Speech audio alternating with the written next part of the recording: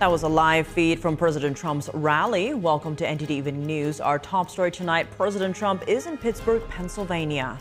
He's there speaking to steel workers and touting his work in securing American ownership of U.S. steel. Jack Bradley is at the rally where the president announced increased tariffs on steel imports.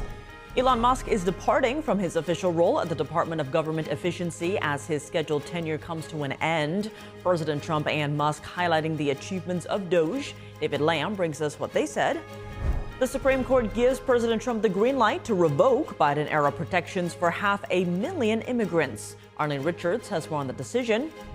Israel Defense Forces keep up the pressure on Hamas and launch more airstrikes in the Gaza Strip. And in another development, a U.S. flag is raised in Syria for the first time since 2012. Jason Perry reports. A bipartisan pair of senators visiting Ukraine. Arian Pazdar tells us what they say about Russia's proposal for a second round of direct talks with Ukraine.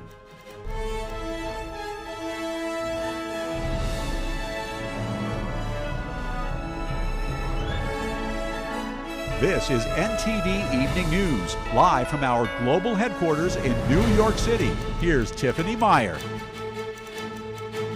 Good evening, and thank you for joining us tonight. Elon Musk is departing from his official role at DOGE as his scheduled tenure comes to an end. President Trump held a press conference today alongside Musk, marking the end of the billionaire entrepreneur service as head of the Department of Government Efficiency.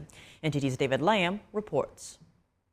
On Friday, President Trump commended Elon Musk as the entrepreneur's official leadership role at DOGE comes to a close in a few days. Elon has worked tirelessly helping lead the most sweeping and consequential government reform program in generations. Musk led the Department of Government Efficiency after Trump established it in January. The tech CEO said DOGE would grow stronger over time. This is not the end of DOGE, but really the beginning. And I'm confident that over time we'll see $1 trillion of savings and a reduction in $1 trillion of waste and fraud reduction. Trump highlighted DOGE's achievements from the past several months and said Musk isn't really leaving. Just as an example, DOGE canceled $101 million for DEI contracts at the Department of Education, $59 million for illegal alien hotel rooms in New York City, $45 million for diversity, equity, and inclusion scholarships in Burma. In Burma, does anyone know about Burma? $42 million for social and behavioral change in Uganda. According to the agency's website, DOGE estimates it saved $175 billion, equivalent to around $1,000 per taxpayer. Nobody even knows why the money's being spent. It's truly absurd. I mean, we find situations where there are millions of software licenses with 0 people using them. 0. Exactly. This is the quizzical expression. You're like, surely, if there's millions of software licenses, someone should be using them. No, and then we've got to go through the process of saying, okay, look, if no one's using the software, we terminate this software license agreement. Last week, the tech CEO said he will resume working on his companies, including SpaceX and Tesla, but that he'll also continue to visit and be a friend and advisor to President Trump. David Lamb, NTD News. Elon Musk says goodbye to government service, but insists the real work is just beginning. As he steps down, Musk says the DOGE team will only grow stronger over time. Can the plan to cut $1 trillion in waste and fraud survive political pressure? Our panel breaks it down tonight at 7 p.m. on Capitol Report. The Trump administration can now deport over 500,000 immigrants. The Supreme Court today is allowing them to end a Biden-era parole program that permitted individuals from Cuba, Haiti, Nicaragua, and Venezuela to live and work in the U.S. NTD's Arlene Richards has more. For the second time this month, the Supreme Court creates a pathway for the Trump administration to deport immigrants. In a 7-2 unsigned opinion on Friday, the majority briefly ruled that the Department of Homeland Security could revoke a Biden-era program that was launched in early 2023 to allow more than 500,000 immigrants from Cuba, Haiti, Nicaragua, and Venezuela to live and work in the U.S. White House Deputy Chief of Staff Stephen Miller explained his understanding of the program. It's the program that was launched by the Biden administration to fly illegal aliens into the country by aircraft. About 500,000 illegal aliens from those 4 countries, particularly in the last 2 years of the Biden administration, were flown directly into American cities and towns.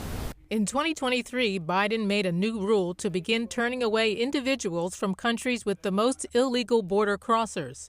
Instead, he said the U.S. would accept 30,000 people per month from the 4 nations for 2 years and offer the ability to work legally as long as they came legally. In addition, they were required to have eligible sponsors and pass vetting and background checks.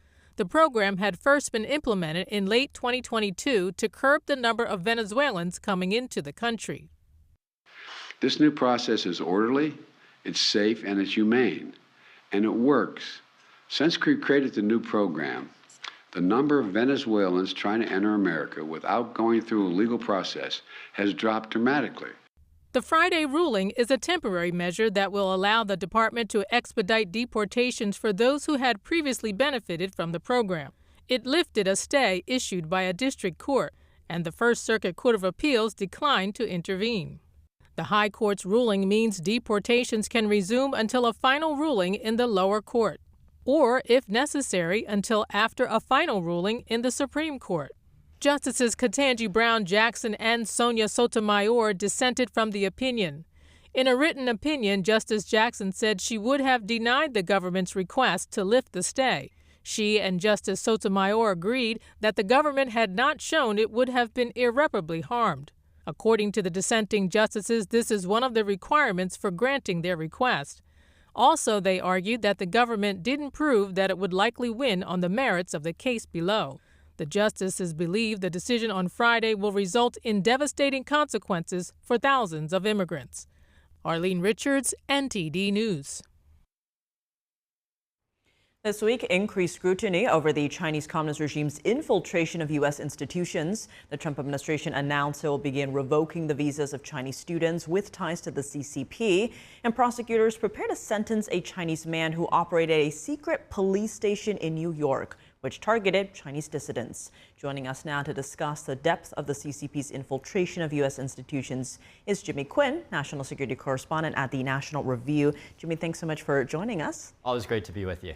Now, to begin, given all of these recent developments, what is standing out the most to you, given your years of reporting on this? I think the breadth of it is the most surprising thing. I mean, as a reporter, I try to uncover things that we don't see in the public eye. But, you know, I only see the tip of the iceberg, really. We learn a little bit through Justice Department indictments, revelations that Congress brings forward in its investigations and other media reporting. But really, it's so expansive and it stretches back so many years when you talk about this sort of political influence activity. And what the public doesn't know, I think, is the most shocking aspect of this. I mean, it's just incredible. That's a good point, because it seems, right now with all the headlines, that is still barely scratching the surface of the depth of this. When it comes to revoking Chinese student visas, though, there are currently over 270,000 Chinese students studying in the U.S.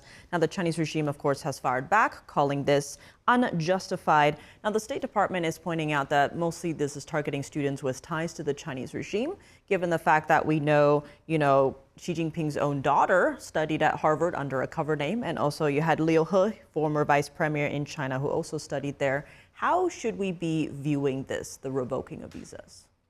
Well, it's an announcement, right? We don't know exactly how this policy is going to be implemented. Obviously, if you read Secretary Rubio's announcement, there are 2 categories: ties to the CCP, critical technologies. And in my reporting, a senior State Department official told me that when they talk about critical technology areas, they mean areas covered in China's Made in 2025 plan. So certain high-tech industries, particularly relating to semiconductors and biotech research, and the 10 categories laid out in that plan. But I think the implementation of this, as anything else, the vastest implications will be how they decide to categorize ties to the CCP, what that actually means, whether you yourself have a role within a party institution, whether that includes close contact with certain people or meetings that you've attended.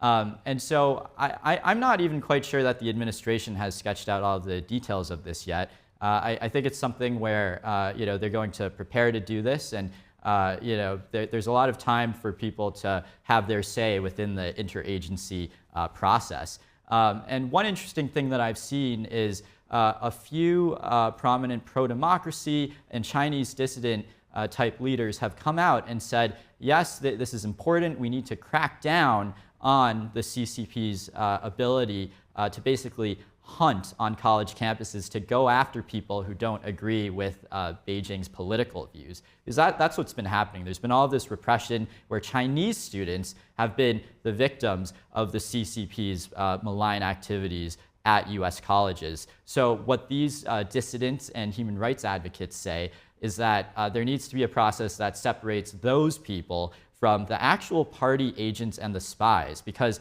there are many of them, as your viewers are very well aware, and as we've learned increasingly over the past 5 or 10 years.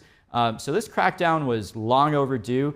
It's important that the Trump administration is embarking on this course, and we're going to learn a lot more about how this will actually be implemented in the coming weeks.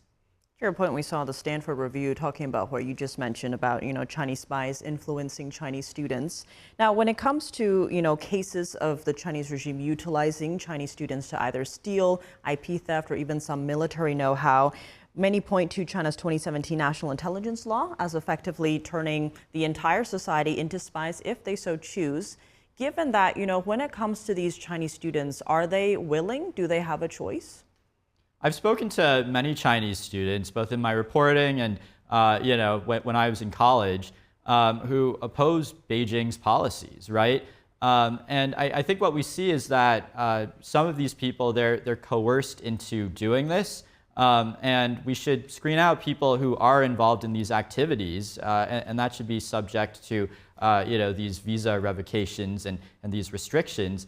But really, to strike at the root of the problem, you need to go after the CCP's ability to project power onto American campuses. You need to go after Chinese diplomatic outposts that are orchestrating repression campaigns via the Chinese Students and Scholars Associations, which are clubs that are linked directly to China's diplomatic arms, the embassy, the consulates in America. And it's through that a lot of this malign activity takes place. You also need to go after the Ministry of State Security, which has also been active on college campuses. And one other important part of this is something that Congress has been tackling lately, which is the leverage that the CCP and Beijing have really exerted over American institutions of higher ed through joint partnerships. Through these joint research partnerships, UC Berkeley had one that was shut down after a congressional investigation. There's one between the University of Michigan and another Chinese university, but there's a lot of tech transfer that went on through this. And in the case of the Michigan partnership, one of these dual Michigan Shanghai students was actually involved in a potential espionage scheme where he went up to a military base, Camp Greylock, and he was surveilling the area, and he was arrested for this, right? So there's a lot of malign activity that takes place through this. So all that's to say, the visa scrutiny is just the start, I think, of a broader agenda to really go after China's influence in higher ed. And we'll see this from the Trump administration. We'll see it from Congress as well. But there's going to be a lot more that takes place. And all of this kind of ties into the trade talks, where the Trump administration is now reaching for these tools because the president is very, very frustrated with Beijing's refusal to play fair, to act in a way that instills the bilateral relationship with reciprocity. And so what he's doing is actually very long overdue and resetting the relationship in a better direction. And on that note, zooming out a bit, where do you see U.S.-China relations going from here? I don't think that President Trump trusts the Chinese. I think that he's willing to negotiate. He's willing to have these conversations.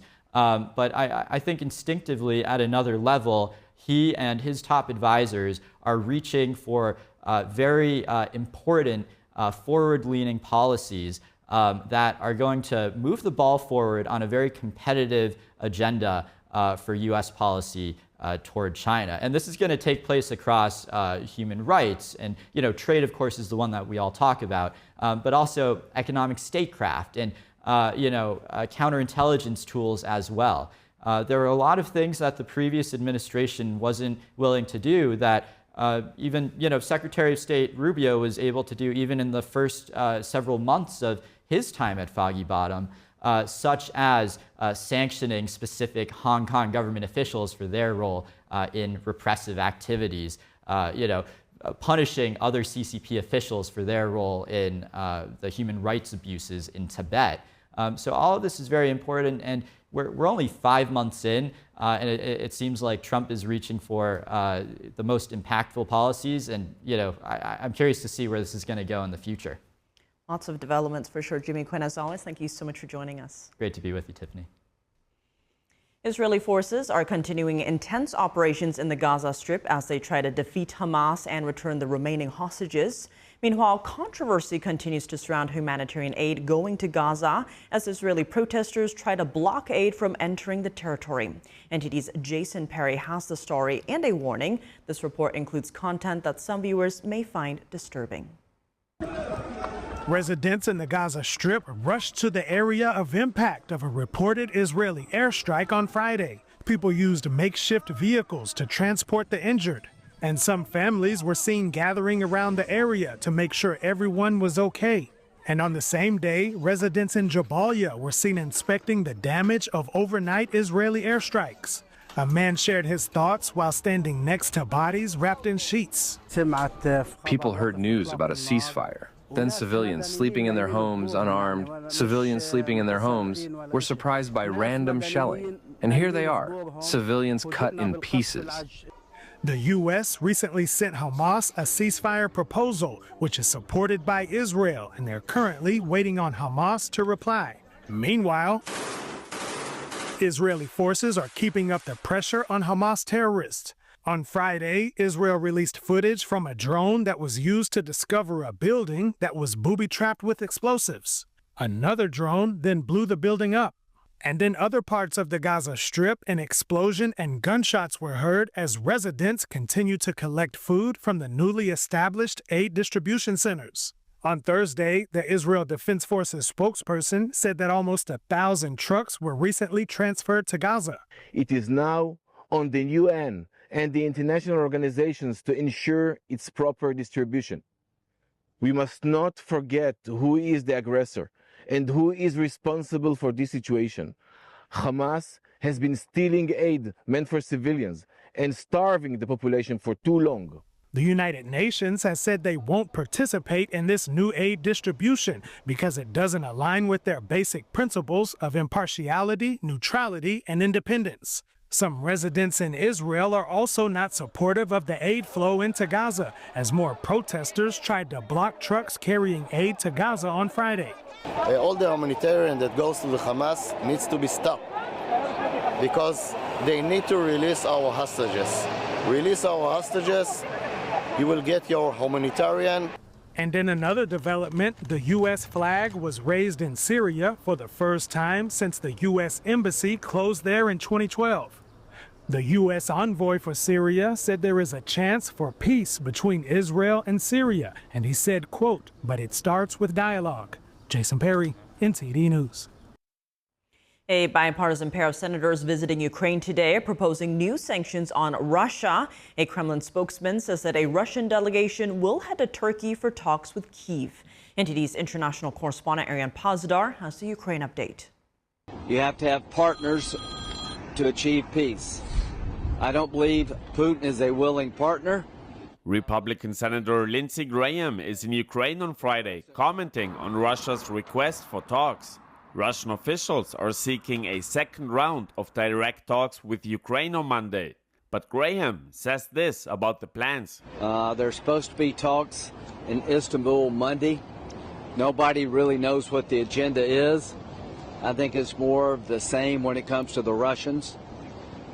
Schedule a meeting, drag it out, do one or two things to suggest you're interested in doing something.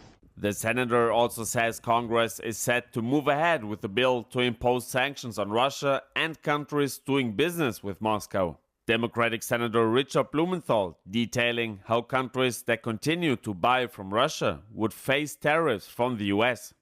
500% tariffs on anybody who buys his oil or gas or petrochemicals. 500% tariff on India, on China, which buys 70% of those Russian products. Earlier this week, the Kremlin said it drafted a memorandum for a possible peace agreement. According to Moscow, the memorandum addresses what Russia calls the root causes of the conflict. Its officials now want to present the document to Ukrainian counterparts in Istanbul. Ukrainian officials are saying they want to read the memorandum first before meeting in Turkey. In order for the next planned meeting to be substantive and meaningful, it is important to receive a document in advance so that the delegation that will attend has the authority to discuss the relevant position. So far, Kiev's officials have not officially agreed to meeting in Turkey on Monday. Russian officials responded on Friday. Of course, nothing will be made public. It cannot be made public. Both Russian and Ukrainian draft memorandums, as we hope, will be discussed during the second round of talks. Ukraine previously agreed to multiple ceasefires. They often call on Russia to agree as well in order for talks to make progress. Arian Pastar, NTD News. President Trump criticizing China for violating an agreement with the U.S. after he lowered his 145% tariffs on China to facilitate talks. The president says he wanted to help them economically, but the Chinese regime breached a big part of the deal. Here's Trump and U.S. Trade Representative Jamieson Greer speaking about it today. They violated a big part of the agreement we made. You know, it's very nice that I helped them because they were in trouble with the stoppage of a massive amount of business. But I'm sure that I'll speak to President Xi and hopefully we'll work that out. But yeah, there's a violation of. We made a huge effort in Geneva to accommodate the Chinese. And listen, it always ends up being this way, whether it's the United States or other Western countries have always sought to accommodate the Chinese. We've had open markets, et cetera. And time again, we see the Chinese come down and not comply with their agreements. 3 weeks ago, the U.S. and China agreed to reduce tariffs for 90 days as the two sides started negotiations in Geneva. Trump, in a post today, says he did it to relieve China from, quote, grave economic danger and civil unrest. Today's twist comes as the administration points to China's history of violating trade agreements and failing to curb exports of fentanyl precursors, despite previous promises. Treasury Secretary Scott Bessent, noting trade talks with China are now stalled, suggests it'll take a call between Trump and Xi Jinping to move forward. And President Trump just spoke at a U.S. steel mill right outside of Pittsburgh. This is after his approval of a partnership between U.S. Steel and Japan's Nippon Steel. NTD's Washington correspondent Jack Bradley joins us live from that steel plant. Good evening, Jack. What do you know about this deal?